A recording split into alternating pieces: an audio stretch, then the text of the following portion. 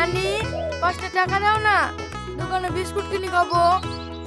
এই এক্ষুনি ভাত খালি যে, আবার পয়সা কিসের? ঠিক আছে নানি, তুমি পয়সা দিও না, তাহলে আমি এই ডিমটা বেচে বিস্কুট কিনে খাবো। তুই আমার মুরগি ডিমটা বিক্রি করে দিবি? তোর কিছু বলি রে?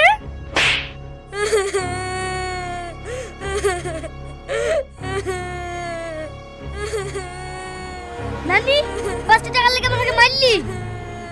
মারবো না, তুই যদি বাড়াবাড়ি করিস না তোকে মারবো। তুমি আমাকে মারবা? এই তোরা দাড়ি কি করছিস? লাগা মার। ও বাবা, আমাকে মেরে ফেললো, তুই আর আমাকে মারিস নে।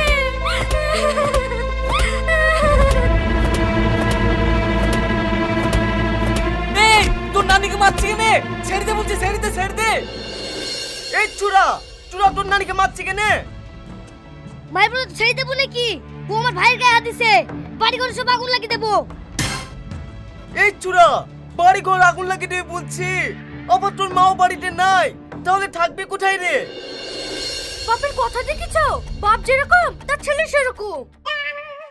তুমি ভুল বলছো মা, ছেলের সাথে তো আমার চেহারা কোনো মিলই নাই। পাড়ার লোকে বলে তুই ছেলে আমারই না। তোমার যদি ছেলেই না, তাহলে অত যত্ন করো কেন? আমার ছেলে না তো কি হয়েছে, আমার বোন তো ছেলে। ওগো, তুমি এদিকে বাড়ি থেকে তাড়ানোর ব্যবস্থা করো। ওরা যদি থাকে না, তাহলে আমি এক্ষুনি বেরিয়ে চলে যাবো।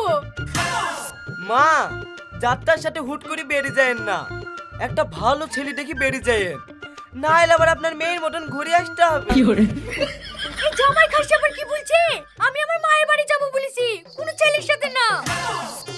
ও, আমি বুঝতে পারিনি মা, আপনার মেয়ে বেরিয়ে যায় তো, তাই আমিও ভেবেছি আপনিও বেরিয়ে যাবে।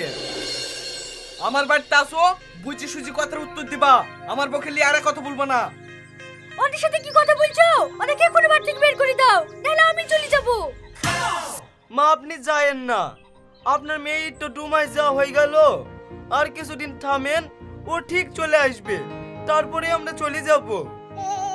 না রে, আমার মেয়ে এখন খুব সুখে আছে, তোর ভাত খেতে জীবন আইবে না।